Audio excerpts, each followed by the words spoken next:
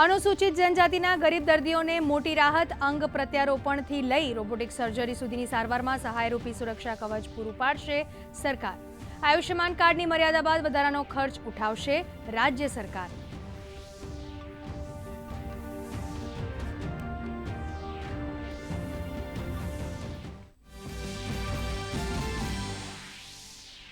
Passport verification પ્રક્રિયા માટે હવે પોલીસ સ્ટેશન જવાની જરૂર નહીં, માત્ર અરજદારની નાગરિકતા અને ગુનાહિત પૂર્વ ઇતિહાસની કરાશે ચકાસણી। ખાસ કિસ્સામાં જ પોલીસ કરશે ઘર મુલાકાત, રાજ્ય પોલીસ વડાની તમામ પોલીસ અધિકારીઓને સૂચના।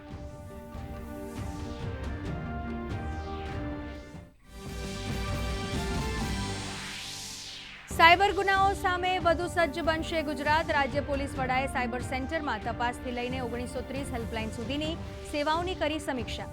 કામગીરીને વધુ સઘન બનાવવા આપ્યા માર્ગદર્શક સૂચનો। આધુનિક ટેકનોલોજીના વધુ અસરકારક ઉપયોગ પર મૂક્યો ભાર।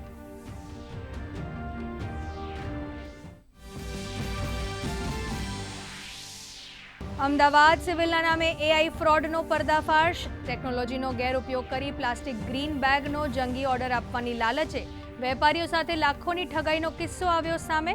3 આરોપીઓની ધરપકડ।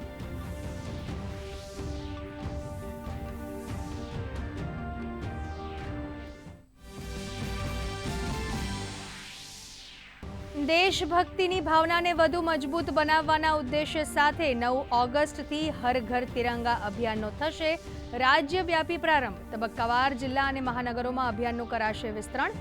ભાજપ પ્રદેશ અધ્યક્ષ જગદીશ વિશ્વકર્માના નેતૃત્વ હેઠળ યોજાયેલી બેઠકમાં લેવાયો આ નિર્ણય।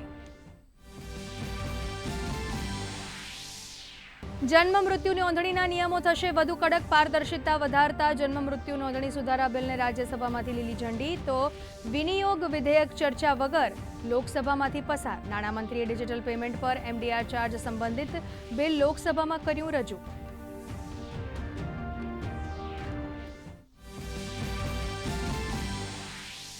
અતિવૃષ્ટિ બાદ એક્શન તંત્ર રાહત અને પુનઃસ્થાપનની કામગીરી પૂરજોશમાં। નવસારી, સુરત, તાપી સહિતના વિસ્તારોમાં વરસાદ પછી રોગચાળો અટકાવવા ડોર ટુ ડોર સર્વેલન્સ શરૂ।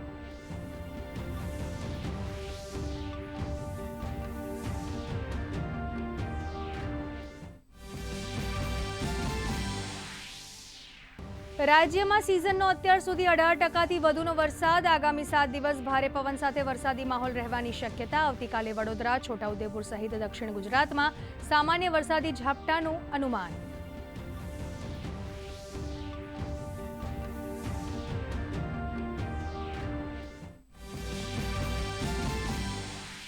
અને સ્ટેચ્યુ ઓફ યુનિટી ખાતે પ્રવાસીઓ માટે વધુ એક સુવિધાનો ઉમેરો। નર્મદા નદીમાં એક સાથે 600 પ્રવાસીઓની ક્ષમતા ધરાવતી અત્યાધુનિક ક્રૂઝનું લોન્ચિંગ।